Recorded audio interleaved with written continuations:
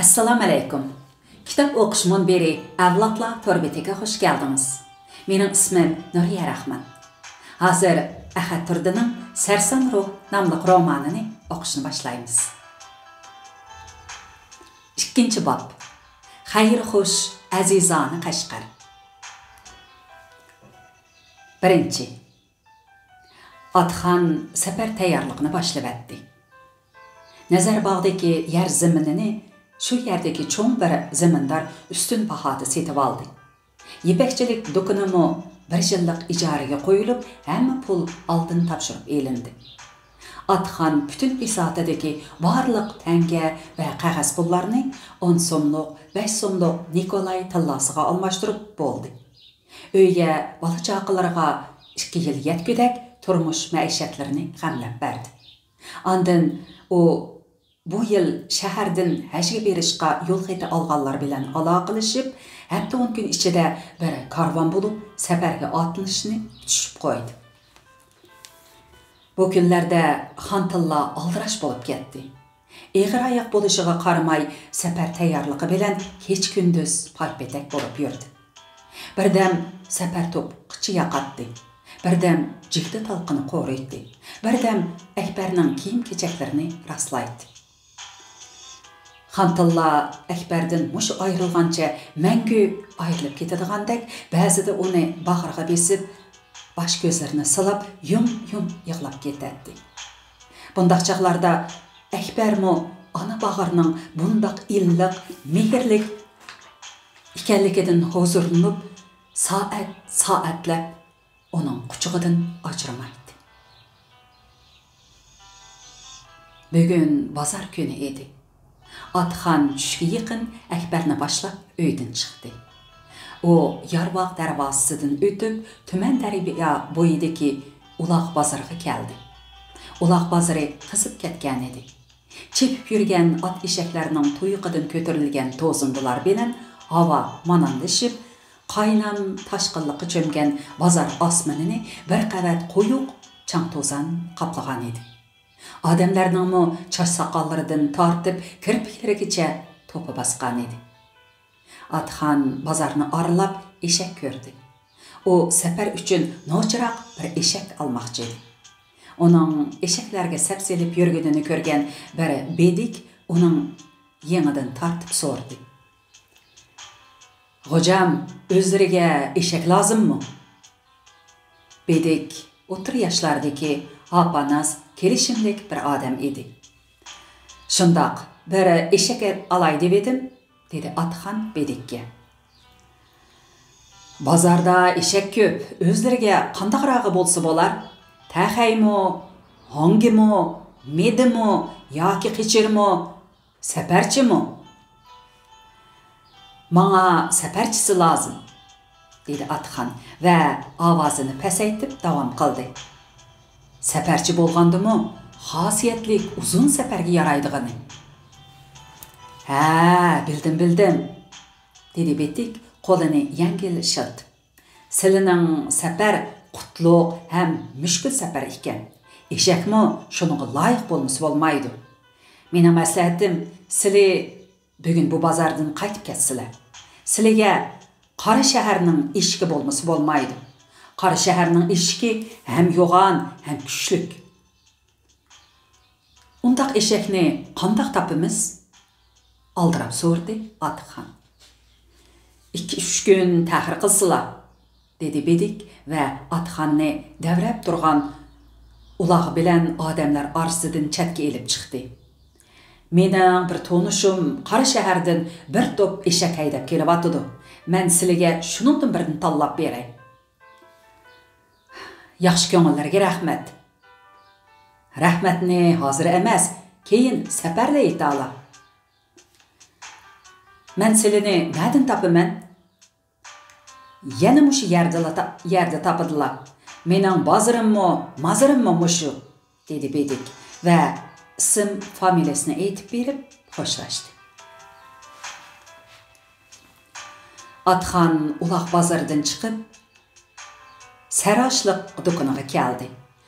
U yerda ot eshaklarining egar jabdoqlari xuddi qush changillaridek tizilib esilib ketgan edi.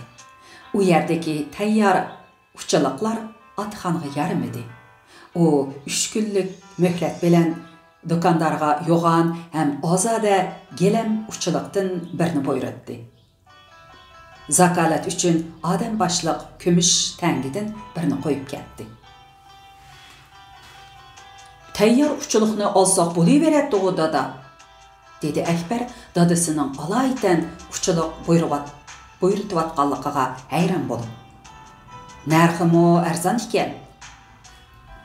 Yaq balam, buyrutqınımız durus boldu, dedi Atxan onunğa qısqılı düşendirip.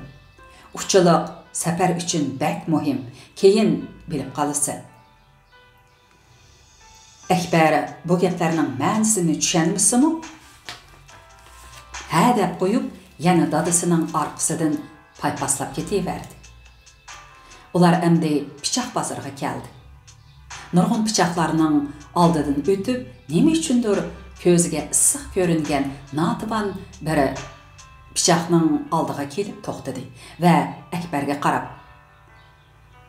Oğlum, piçaq degen oğul balanın həmrahi. Səpərdə kerek bolup qalıdı. Sana mı bir piçaq elip berey? Dep, 3 dəstilik ütkür bir xəncərini qoluğa elip bahasını sordu. Ustam, bu xəncərge qanç pul versen bolar? Bir çare qonaqның pulunu versile hocam, dedi piçaqçı qara küye basqan yüzüge kiçikine illiqlıq yügürtdü. Vay vay, adamның qolu yetmigidek nimançı yuqarı baha bu? Dedi Atxan rayı qaytqandak bir talappuzda. Yoluduraq gep qılmamla. Qimmat emas, taqsir, mal esil, dedi piçaqçı ve qo'lidagi arqar möngüzini yo'nishqa başladı. Yüz gözleri qarayıp, purlushib ketgan bu adamның yavaş, işchan ve rastçılığı ko'rinib turadi. Bir tal tömürni çaqlab, tush dastining to'shigiga sanjıplab pichaq yasash tasmi? Dedi Atxan bu gaplarni gaptish üçün dedimi yoki tijoratchiga xos gijinliq bilan dedimi o'zim bilmay qoldi. Onun ustiga tig'i kesmaydigandek qiladi. Tig'i kesmas? Pichoqchi xuddi g'ururi haqoratlangandek qo'lidagi ishni shaqqada qo'yib, yanada turgan bir tal qilni sug'urib elib osmonga otdi-da, xanjarni bir shiltib, heliq qilni ikkiga bo'lib etdi. Xanjar uning qo'lida o'ynab ketgandek edi. Mana buni tig'daydi, dedi u zardi bilan. Atxan ko'ngli yumshoq, qoida usulliq odam edi. U pichoqning hunariga haqiqatan qoyil bo'ldi. Bo'ldi, xanjarni men oldim, dedi u mardlik bilan. Manga yana yaxshi usturdan ikkini tanlab bersizlar. Dada, usturni nima qilasan? Xanjarni olgandan keyin bo'lmadimi? Dedi Ekber qo'lidagi xanjarni uyan-buyan aylantirib ko'rib. Usturning ishini xanjar qila olmaydi bolam, dedi Atxan ve pichoqchi tanlab bergan sadab satliq bir usturining tig'ini tirniqiga takkizib ko'rib davom qildi. Biz hamisha shahar bozorlarni aralab mangolmaymiz. Yo'limizda tugamas cho'l jazira, tog'davallar bor. Kishilarning choch soqilini elishda ustura bo'lmasa bo'lmaydi. Bu ustura menga yaradi ustam. Yana birini bersizlar. Atxan baland usturdan ikkini oldi. Buningdimi baho talashmay pichoqchining deginini berdi.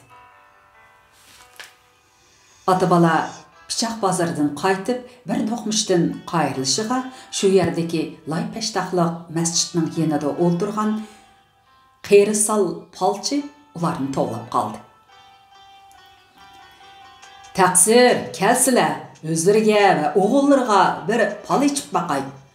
Ulug' bozor kuni, ko'ngillari pokiz, yo'llari ro'shan bo'lsin. Atxan chippida to'xtab qoldi. dini ve fenli kitaplarını xeyli köp okugan. Hemişe hidayet yoludaki ölüma ve dervişlerinin söhbetini ixtiyar etken bu adam ezelden bundaq palçılarga işinip ketmeydi. Lekin bugün kulak yupurup ötüp keteverişke köngli unumedi. Ahir palçığı işenme, palsız mı yürüme degen akide boyunca sefer aldıda bu qeyri palçının karametini görüp beqish üçün asta qadam bilen onun aldıga geldi.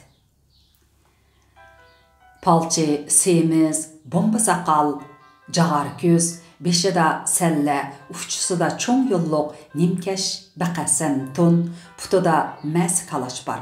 Görünüşü sürlük adam idi. O aldığı yepip algan bir parça ah raxtının üstüge Palname Kur'a yekke endaz namlı kodi kitapını koyup tasvir seyrip olturattı. Atxan bilen Ekber onun aldığa kelip zongsaydı. Palçı boş avazda kusurlap qandaqdı bir ayetini okudu ve ahırda "Mening palım emes, Hazreti Daniel aleyhisselamның palı bolğay, illahi amin" de dua kıldı. Andın Bismillahirrahmanirrahim ni üç qitim okup bir parça ak qağazga qalam bilen çekit qoyuşqa başladı. Onun ağzı toxtumay bir nimalarni de pichirlaydı. Palçı birinci töt qurğa xuddi töt misralıq şiirdek taxmini çekitlerini qoygan edi. Şu yosunda töt qurluqdan töt qitim çekit qoyulgandan keyin qağaz üstüde 16 qurluq çekitlik sızıqlar kelip çıktı. Palçı əmdi onu özara cüplep, cüp ve taqqa ayırgandan keyin cüp sızıqlarga bir xil belge, ağ sızıqlarga yana bir xil belge koyup, ahırda özünün başqa hiç kim bilmeydiğen gayri şekildeki bir nerslerini çıkardı. Andın beşini götürüp, yerim yumulgan közlerini lippede içip, Atxanға qarab, bilen avazda sözleşke başladı. Bu şekilde lehyan kelebidir. Bu şekil müşterige taalluqdur. Küni Panjshanba, saati Zuhal, yultuzi O'ttur, lehyanni Said Hariç derler. Her kimning palığa lehyan kelsa, ey pal egisi bilgil, agah ve dana bolğun ki sana Hazreti Adem aleyhisselamның palı geldi. Bu pal nahayeti mübarektir. Taliyin bilen ve küçüktür. Tenduruz salamet bolursun. Ömrün dövlet bilen öter. Ticaret oqattin tolu payda alursun. Ötne ametlerin kolunga gelir. Öyden öyge yötkülürsün. Yaxşı çüş görürsen. Sefer bolur. Mazarlarga ziyaretke barursun. Perzentlerin katta alım bolur. Elçiler yaxşı xəbər keltürür. Dost, yarlarından vapa gelir. Kesel pat saqıyır. Xətiri yok. Bu kesel musulman pərilərinin əsridən bolur. Baş ağrıqı səpradın bolğay. Keselge sebep kıluru bolsa, Panjshanba günü seyriq can bağlap, 41 nan kılıp, qoqaq duası, yel duası, köz duası, ol duası, yığın duası, Qaside Sulayman, Qaside Berdanın her birini 41'den okup, çoğun yolda otlaq, qiqib tarqatqay. Almaq, satmaqdan mənfəət bolur. Pal egisi yalğız bolsa, pat nikah bolur. Er xotunның sazavarçılıqı yaxşı keçer. Amma pat juda bolur. Oğru alğan mal tepulur. Oğru paçıdır. Tutulmaydı. Davayı xusumet qılsan, davanı alırsan. Səpərge ketken pat kelelmeydi. Uzaq qalır. Lekin səpərdeki kişinin ahvalı obdan yaxşıdır. Malu miras, malu g'oyib qo'lingga kelur. Xavf xatar, qo'rqinchdan amin bo'lursan.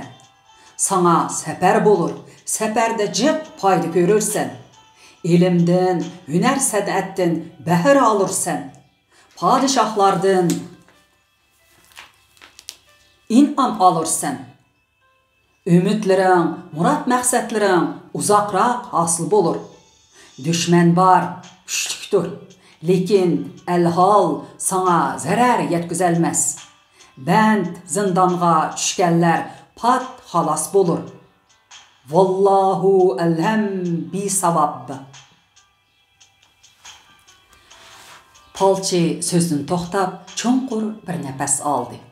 Ko'zlarini xiyolan yumib, beshini tuvan agdi. U xeyli uzoq to'xtamay so'zlagachga, xaltilishib qolgan ingaklari lipildab ketdi. Palchining amri ma'rufga keltirib aytgan sirliq so'zlari Atxonga cho'nqur ta'sir qildi. Bunda tasodifiy to'g'ri kelishni u qutlug' safar oldida Xudo tarafidan kelgan yaxshi bishorat deb tushundi. Şoňa o cho'nqur bir ishki tuyg'u bilan inshaalloh deganlari kelgay aqsaqal dedi va yonchuqidan bir dona kumush tangini elib palchiga uzatdi. Onun go'shlik meg'izran qo'li hayajondan titrab ketdi. Atxon palchining yenidan xo'shal qaytdi. Ko'ngli tatlıq bir sezimdan tepchaklaydi. Oğlum, dedi o şu xo'shallik bilan yenida ketayotgan Akbarning bo'yniga gira selib. Ko'nglim to'yib turadi. Bizning bu qitimqi safarimizni Alloh oson qiladi. Boyiqi gaplarnimi palchining og'ziga Alloh salgan. Alloh hammadan buyuk. Onunsiz kuch-quvvat, mo'jiza yo'q. Akbar bu gaplarni parvosizlik bilan angladi. Shu tapda o issiqning dastidan ussab, lavlari gazlashib ketgan edi. Şoňa Akbar dadasining hissiyotidan, xo'shalligidan xabarsiz begona odamdek o'zining gapini dedi. Dada, bek ussab ketdim. Doğuşçayli, ya bo'lmasa marojni elib bergina. Birdan ta'xir qil, dedi Atxon o'g'liga duq qilgandek bir oz so'q talaffuzda. Oldimizda choyxona bor, choy ichimiz.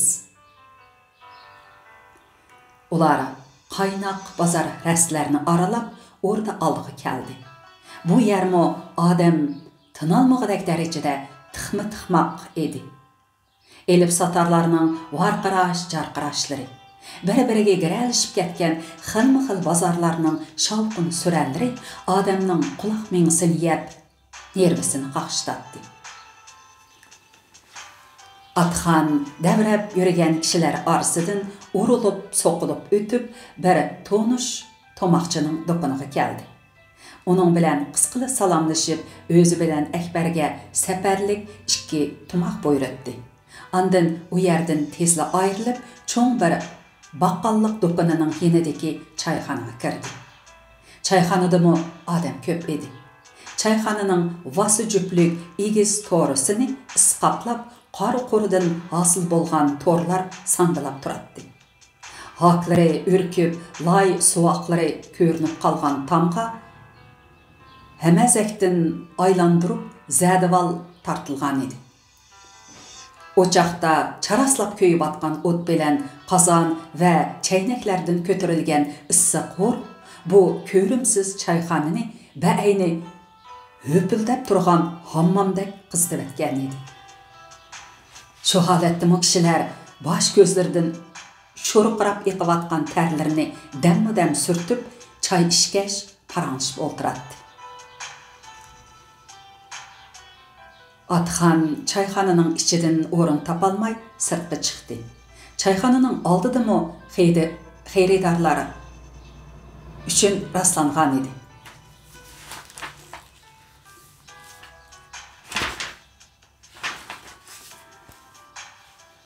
Cho'risiga qizil lambuqdan laplama tortilgan kang bo'ri challa u yerga soya tashlab ozoda peshayvon tusiga kirgizib qo'ygan edi. U yer bu yerga selingan palos va kigizlar ustida odamlar gira bo'lib o'ltiradi. Atxon shu yerdan 2 kishilik o'rin tepib choychini chaqirdi. Bir yosh bola 2 piyola bilan biri patnusni ko'tarib uning oldiga keldi.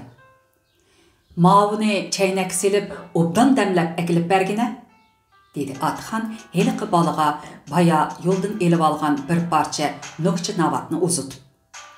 "Shirmandan bo'lsin. Shirmandan bo'lsa birini olg'ash kel." "Xo'p, mana hozir." Choychi bola qog'ozga o'ralgan navatni elib ishkirga kirib ketdi. Choyxona qiziq bir yer. Bu yerni jamiyatning eng sezgur, eng jalbkor yeri deyishga bo'ladi. Bu yerga ko'nib qolgan odam uyda bat bo'lsa-mu tashlab qo'yib, mushu yerga chiqib bir burda non bilan bir piyola choyni ishkash paranglashib o'ltirdi. Bu parangning temisi bakmi kam. Bu dunyoning ishlaridan tortib, u dunyoning sirlarigacha, mashhur tarixiy voqealardan tortib, texi tunugin mushu atrofda yuz bergan arzimas jidal majrogacha, shaharning 4 darvozasini so'rab yotgan otaman lükçeklarning ajoyib g'aroyib ishlaridan tortib, tuman daryo bo'yidagi ittalashtirish, xo'roz so'qishtirishgacha mushu yerda paranglar bo'ladi. O'zaro xabarlar yetkaziladi. Ba'zilar bu xabarlarni anglab, qaqaqlab kulishadi. Ba'zilar hasrat chekadi. Ba'zilar yoqsini tutib, tavba deydi. Yana ba'zilar bo'lsa, bu dunyoning ishlaridan hayron bo'lib, hanviqib o'ltirdi.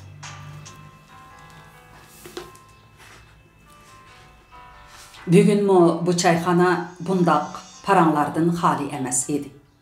Atxonning yanida gira bo'lib o'ltirgan 4 odam qizg'in parangga tushgan edi. Atxon o'zini har qancha qochirsa-mu, lekin bu gaplar uning quloqiga nihoyat ochiq anglab turdi. "Hey, sizlar ko'rolmay ormonda qoldinglar, og'inlar", dedi birsi tomoqini chaqildatgan holda boy ko'rib kelgan xo'roz so'qishtirish ahvolini so'zlab. "Xo'roz desa, mana shuni desa bo'ladi. Kasofatning ko'zi o't, behri shamshar ekan. Maydonga shundoq tashlab edi, qanotlarini qiqib, bozlab berib, heliqi tom tojini birli tepik bilan vaqtigizib etdi. Har qancha bo'lsa-mu, bizning charxo'razga yetmas", dedi oradan po'chiroq kelgan biri.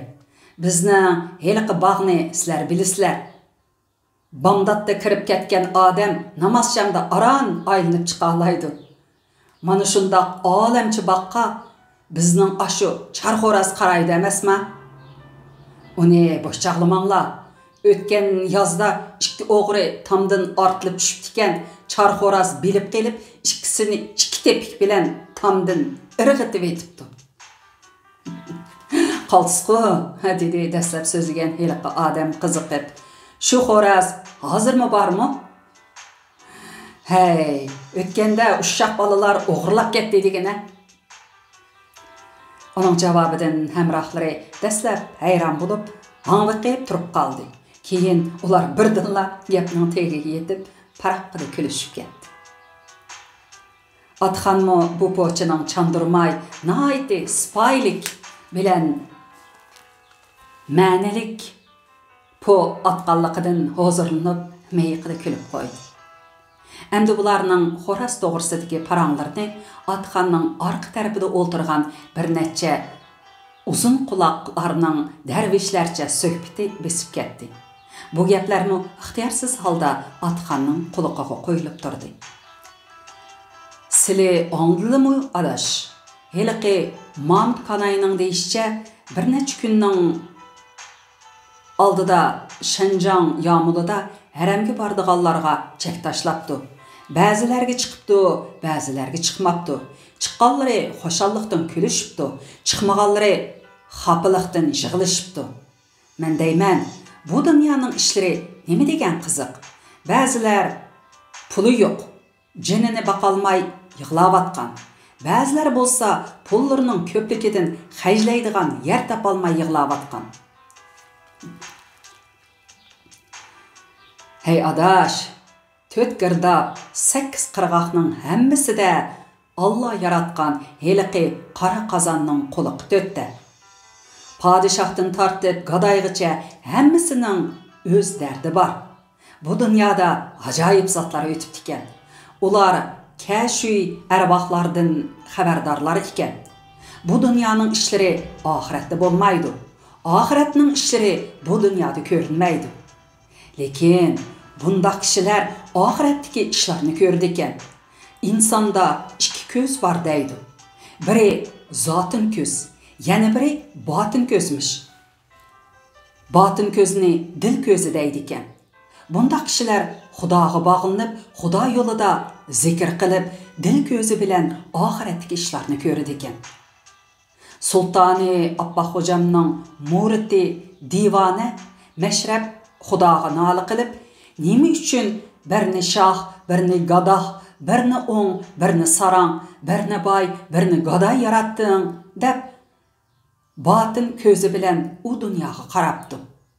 Qarasa, hamma odam o'z ishi bilan band. Hammasida g'am g'ussa. Ulardan xo'shallik, rohat yiroq.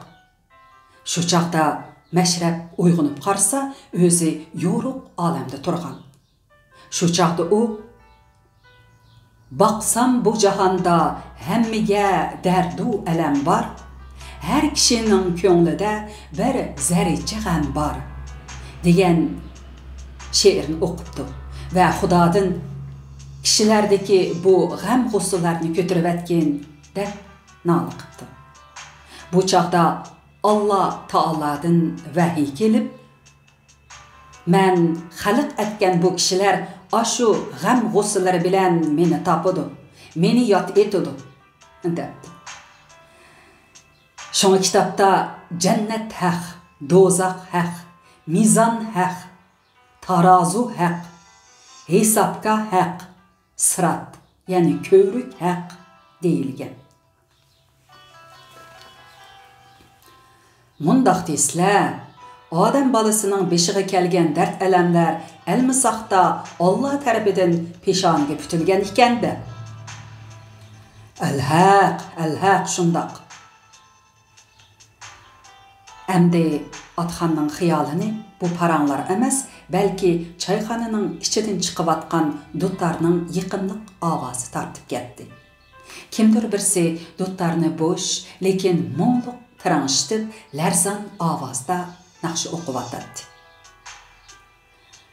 Barsam mən Mədinemge, nuru ziyaları kanige. Ərzimizni eytayli, Peygamber sultanike.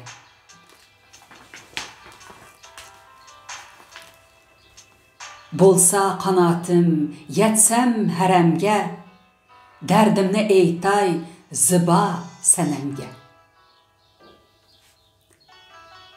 Naqşa atxanның məylini tartib ketdi. O öyrədəb boynunu sosup içige qaradı. Lekin bu xushnafas, ko'ngli pak g'azalxonni ko'rolmadi. Uning qalbida bu odamga nisbatan g'oyibona bir hurmat va qiziqish o'rnab qoldi. Atxon o'zining pat arada ashu duttarchi arzu qilib ulug'lagan yerga bordiganligini, oddiy kishilar tushidimi ko'rishga erisholmaydigan muqaddas joylarni tavob qiladiganligini o'ylab, ichidan xo'shallatdi. Bir xil yüksek iftixarlıq tuyg'usi bütün vücudunu çırpab aldı.